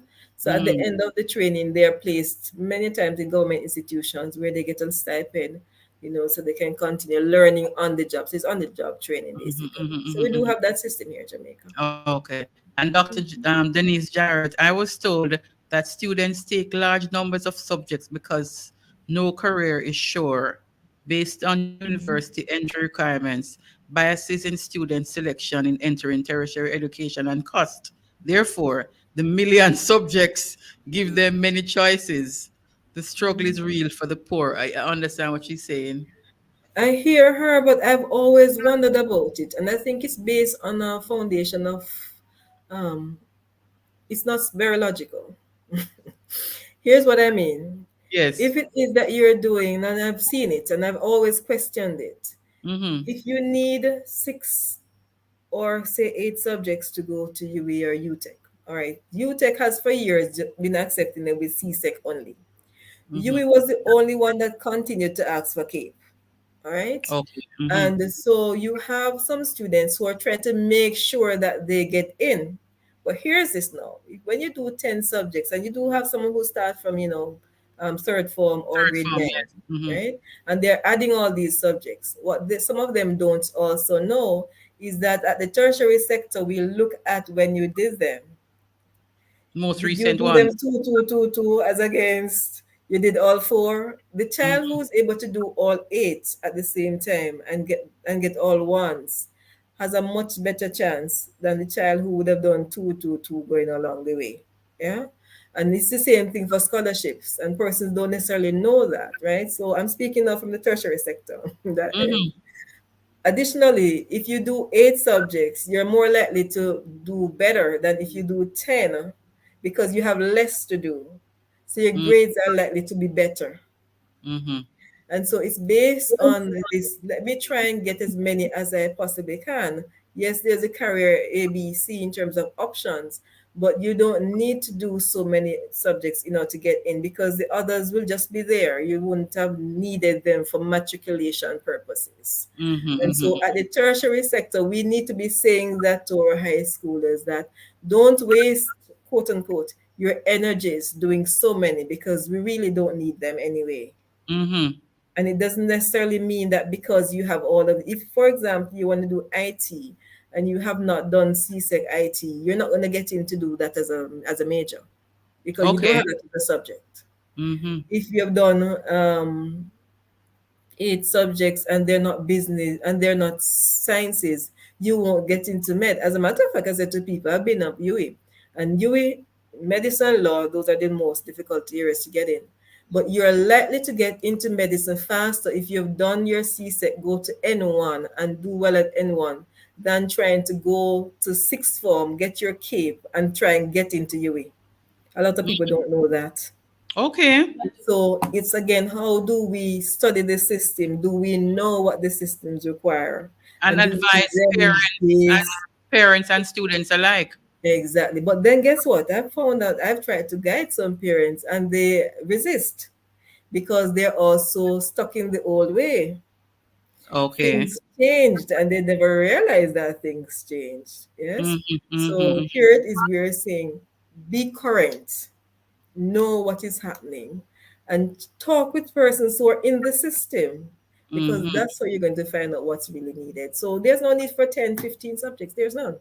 There's mm-hmm, none. It mm-hmm, doesn't guarantee you any better space than someone else who has done less than that and have better grades. mm-hmm, They're more likely to get in than you are. mm-hmm. Wow. So many things to advise our parents about and our students too Mhm. as they move from one level of education to another. And I can see now that extension of the village because the village now would be the kind of advice that you're getting from your guidance counselor, the kind of advice that you're getting if there is a social worker, the kind of advice that you'll be getting from church. That extension Mhm. of the village is interesting. As you Inspector. say, the village don't have to be really as we know it in a community. But there's another area of the village, two areas I want to mention before we end. I don't want us to not look at these two areas. Okay. One, we're in a pandemic, and as you go through the book, you're going to find that I emphasize this not just because of my background in counseling, but because of what's happening now. We're in a pandemic, and there are many things that affect learning, right? And included in that are, as you heard about the socioeconomic conditions, you Mhm. hear about other challenges that the family might be having generally, not just social, but might be domestic violence, different kinds of situations taking place. And they have been locked down. So some of them are depressed, some of them are anxious. And so we're seeing one aspect of the village that we need to pay attention to is the role of not just the guidance counselor, but also professionals who are trained in the area of psychology. Because what we are proposing is that we have a child who's underperforming, we have them properly assessed. And Mhm. it's what we call the psychoeducational assessment. So you're not just looking at the academics, but you're looking Mhm. at what's happening psychologically with that child. Okay. There are many, especially for girls who have been abused, Mm. who are not doing well, not because they don't have the ability to do well. Mhm. And we need to make a note of that. Have the assessment done so we can know exactly what is happening. When you fix what's happening, then the academics will fall in line. That's one group. The other part of the village I want us to pay attention to is the medical fraternity. Yes, we've been through a pandemic. The strain on the eyes, and many of our children even ended up with headaches. I had that to deal with when my daughter was doing CSEC. Mhm. There's a physiological challenge also that results from all of this. They need Wow. to be given their medicals. It's critical. I remember a case I was dealing with, this is not my counseling sphere. And I Mhm. had a child who lost his vision. The school didn't know the child couldn't see anymore. The Wow. parent who was overseas didn't realize the child couldn't see anymore. Mm-mm. And the child stopped going to school. And all they kept saying, oh, he has no interest. Not true. He couldn't see. And he kept saying he couldn't see, but they weren't hearing that he couldn't see. Mhm. And what literally happened in the end is that the child now has to get special eye care. And so we want for parents to be paying attention to that and get the medicals done because sometimes they're not hearing well, Yeah. they're not seeing well, and there are times too that neurologically something else is happening. I've had teenagers, high schoolers who go mentally ill, the Mm. Mm-mm. psychosis chips Mhm. in. It might be in the family, you never know, but the stress brought it on. And so Mhm. we're saying don't forget those parts of the village is critical. Have the children assessed, get them help. If you find that they're not performing, within the book I have a section, a checklist. You can actually check to see if your child is underperforming. And if your child is not underperforming, we're saying get help, get the assessment done. It might mean microcare, we know the challenge with microcare, but there are other assessment centers. Might be pricey, but guess what? If you don't pay for that and get that assessment and then attend to the problem, it will just be problem on top of problem on top of What problem. about the parents who Fix it. they could have got to micro practicing for assessment, micro care as you say, Here. but because of where they are location wise, they're not in Kingston, they're not in St. Catherine, but they're No, way but you out. have Sam Sharp, which is in Montego Bay, right? Some Mm-hmm. shop that's in Montego, Yes, yeah. So yes. they do assessments out there. In Mandeville, we have assessment centers throughout the island, and I think Okay. there are a few of them in the book.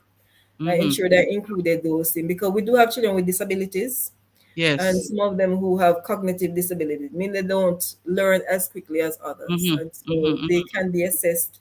And we have specialist teachers, we have special educators, who that's their job, to Mm-hmm. have the child learn in the way the child learns best, and Mm-hmm. you can then help that child. You don't want to have a child going through a system and all this, Lord have mercy, him done to see.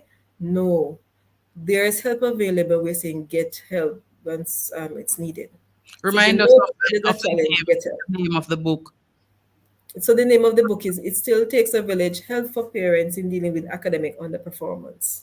And where can persons get the book to Get copies. purchase? Copies are available at Source of Light, which is in Kingston. I'm speaking with Fontana Pharmacy. They'll be carrying copies of that too. There is also a bookstore in Anchovy, St. James. It's called the Book and Cyber Books and Cyberflex. KMR Books and Cyberflex. Sorry, having a tie there. And Mm-hmm. of course, at my office, Caribbean Graduate School of Theology, that's 18 to 20 West Avenue, which is in Kingston. We're having conversations also with Kingston Bookshop, Sangsters, and Brian's Bookstore, which it's in this Ochiros and Mm-hmm. Montego St. James. But KMR Books and Cyberflex has a network of bookstores that they work with. So I get them the books to them, and they get it to the other bookstores in that area. Okay. So all is not lost down west. I'm from the Ah, west, so yes, I take care of the west. yes. And the name of the book again? It still takes a village. Help for parents in dealing with academic underperformance. So you're advising all parents who are able to get a copy of this book to get a hold of it. Yes, definitely. Because literally, although we say academic underperformance, it's really the learning gap we're talking Mm-hmm. about. Mm-hmm. What's the gap between the child's ability versus what the child is doing? Mm-hmm. How do we bridge that gap? And we know that all of the children who are in the system now would have suffered some learning loss because of the challenges that we spoke about. One of the things I'm really trying to do, especially for those parents who can't afford that, is I'm now identifying sponsors, persons who can purchase copies and give to a parent who needs it, who Mm-hmm. you see that they're struggling, they don't have the money, but they need to have a copy of the book. We're trying to get that to them. We're also getting them in the libraries. So I have a partnership with the Jamaica Library Service. And so all the libraries in Jamaica will have copies. And we are also ensuring, because the Jamaica Library Service also has control of the school libraries within all the high schools and primary schools. Mm-hmm. Some of them have libraries. And so Right. we're trying to get them in the school library so the parents can always go to the school to ask for a copy. Do you have a copy of this book? I hear about it. If they don't, let them purchase a copy. But until such time, we're trying to see if we can get persons who are willing and able to just purchase copies. So when we go out, because I'm doing a school, church, and library tour through the Somebody's island. So asking if is this book available anywhere in Mandeville? in Mandeville, not just yet. Not just yet. Not in Mandeville just yet. But it's also available on Amazon, because it's produced by Amazon, and it's Go both the ahead. Yes. digital. It's on Amazon. So it's the physical and the digital can be purchased through Amazon. If they're Mm-hmm. Mandeville, for example, and with all the technology, they can actually buy it on Amazon, $7, $7.99, and you get it On on KSI Amazon. right away. You get it right away Wow. online. So you hear that, Elsa? It's not available in Mandeville in a physical store, but it's available on Amazon. $7.99, you say, and Seven you ninety nine. can get the That's for the ebook. you can get the e-copy downloaded to your tablet right away. Denise Jarrett is saying congratulations, Dr. Carr. So Thank you, Dr. Dennis. Denise Jarrett is saying congratulations on your effort to educate the society on this pertinent topic, Dr. Carr. Okay, So thank you very much, Dr. yes, Chang. Thelma Gomez. I was wondering where you were in a Thelma coming to see you. Come and pick you up. I was wondering where you were. Very interesting and informative. A lot to learn on this program. Yes, that's what cultural mix is. Cultural mix is everything cultural, Thelma. So I'm happy that you came on. Kay, hey, you're wondering what you missed? You miss a whole heap. And as a teacher, Kay, you can watch the rebroadcast. You can always go back and watch the program. So much things, Kay, she went through this evening. And earlier before I started, I hail you up as you go through a little struggle today with the family. We are praying you up, my sister, for strength and so on in this time. So lots of things, lots of discussion, Dr. Carr. There's never enough time to talk about things like these. It still takes a village. We are so happy to have had you this evening, and not for a minute did your throat give up on you. Yeah, I just realized I needed to have water just now. Yes, Yeah. yes. I'm so happy for that. But there's so much, so much, so much, so much to talk about. And especially in the pandemic here, when our students would have lost out on almost 2 years of active learning, you know, Yeah. there is so much for our parents to take care of. And it is so hard on some parents who cannot afford at Exactly. all. Yeah. So we have to have that kind of support system for our parents who really cannot afford some of the things that are needed for the development of their own children. Children. Because in the pandemic here, a lot of parents lose them work. Oh yeah, that is it. And but I said to a lot of parents, even as we were trying to get laptops and tablets and all of those kind of things, the Hmm. good old textbooks. Because you and I, well, I'm not so sure how old you are. I just Hey. celebrated my 50th, right? And I can tell you, we did have tablets and laptops, and we did well. We had textbooks. Hmm. And so we're saying to parents, keep your textbooks, use the textbooks, help the children to use that if that's what you have, because it is still important. It has all the information that you need, actually.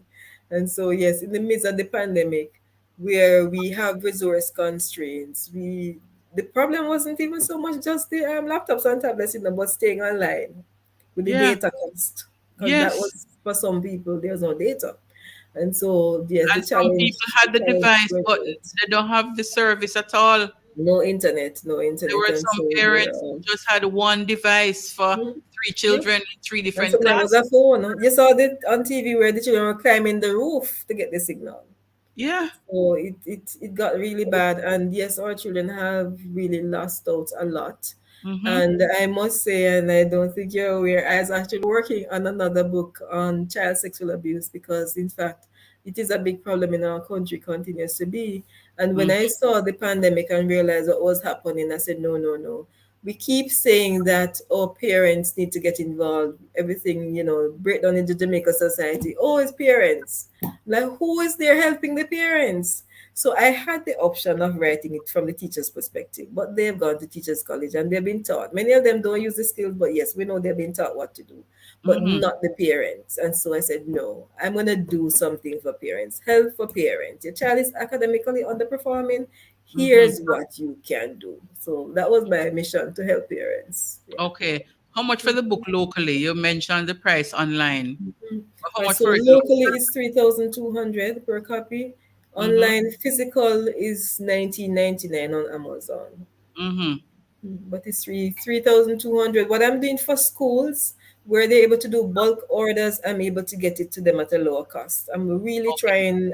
I've been toying with the idea of 2,005 each, but Mm-hmm. that's going to be based on the volume that they're able to pull. Because what I'm able to do is to go on Amazon. So my additional contribution will be to go on Amazon, use my author privileges to be able to bulk order and get them into the schools. But that's again, as I said, I'm looking at sponsorship to be able to just do that because, especially in rural Jamaica, I'm from Westmoreland, as you heard.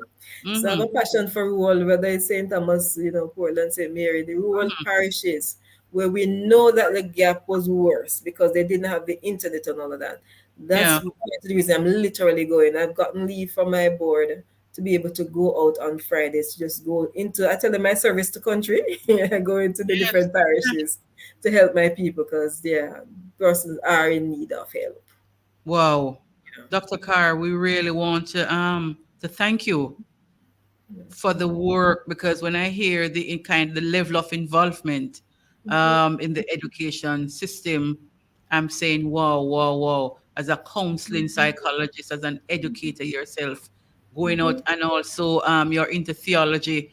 You're just wearing many hats right here. At the Yes. same time, Yeah, and so my mission is to the schools and the churches of Jamaica, mm, primarily.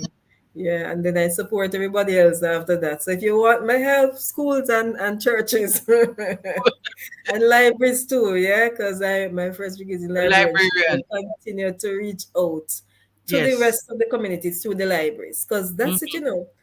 In the midst of the pandemic, when there was no internet, there was no computer, there was no the libraries had those things, you know, and Wow. persons were not using it because they didn't even know.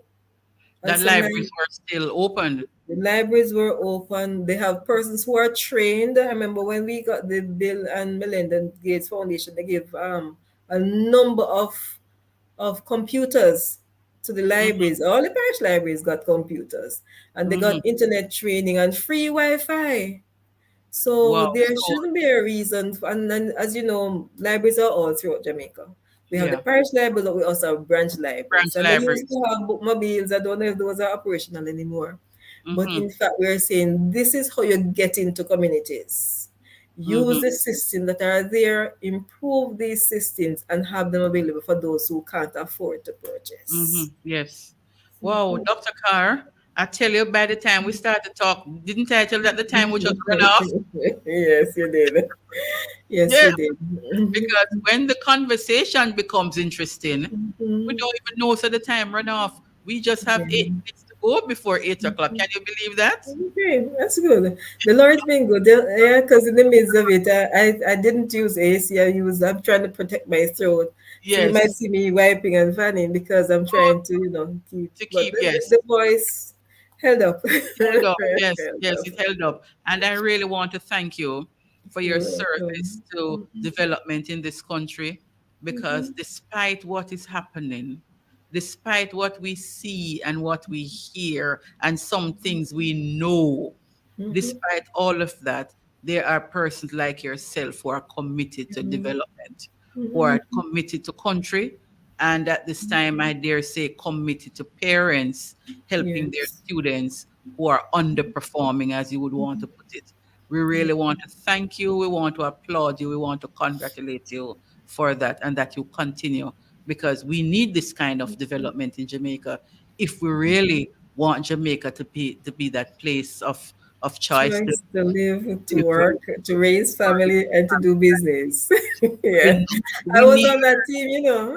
you I were? was at the PIOJ. I used to go out into the communities How is and that tell going? people that Vision 2030 is possible. With the pandemic, now we're falling behind because, as you know, they always check in and Mhm. tracking. So where are There are we at now? Vision indicators. 2040. Well, this is why they have the midterm plans. So they make adjustments as the different hurricanes and pandemic now we have in front of us comes about. Okay. So they'll have Okay. to do a rework to be Mm-hmm. able to come back in alignment. But with education, we'd have lost grounds, as you know, yeah. And Lots with fully crime, lost. we were always behind with crime, and we continue to fall behind. Yes. But it is possible. Some of us are staying, some of us are staying and doing what we can to help. And Mm-hmm. and I'm not alone. It's a team of us. As I said, throughout the pandemic, we went through when we had Zoom sessions. We were zooming, zooming, Mm-hmm. zooming. Yeah.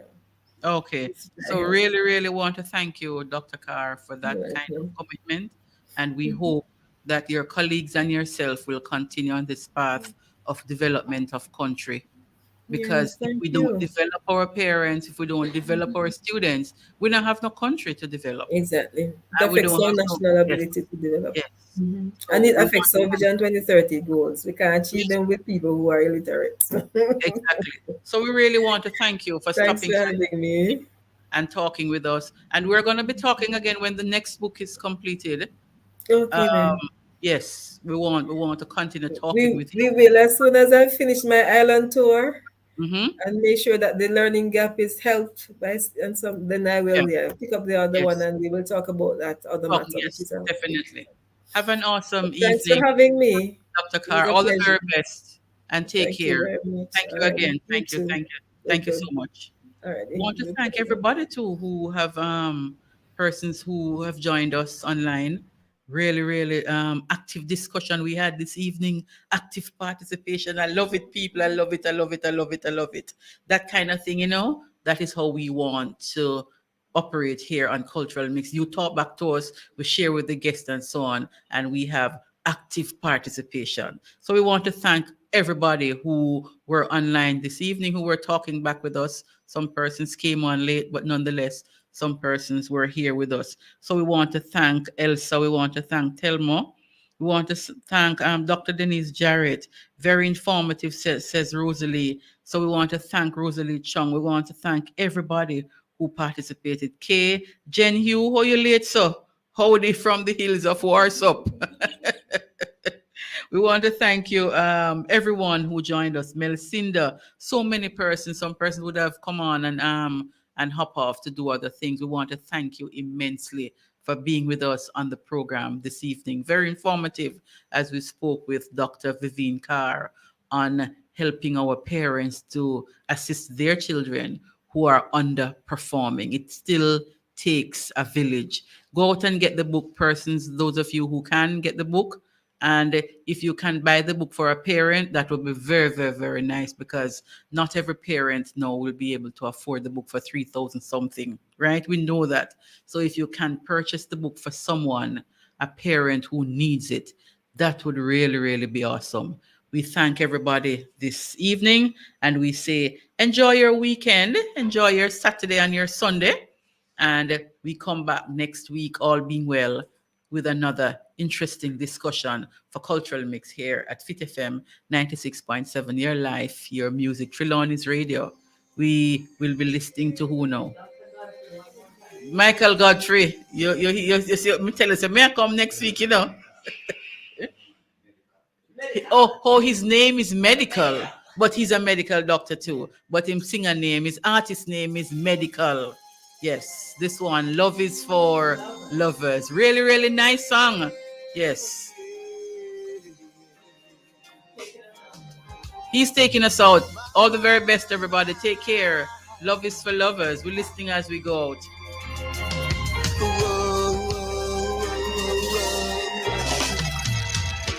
Tonight we will go for a walk in the park. Come along, my dear. Until the starry night we stroll along. I'm in love, I swear. How silvery sweet sounds lovers sound. It's magical, it's mystical. It's in my blood. Love is for lovers, constantly there. Love has no boundaries. Love is like you.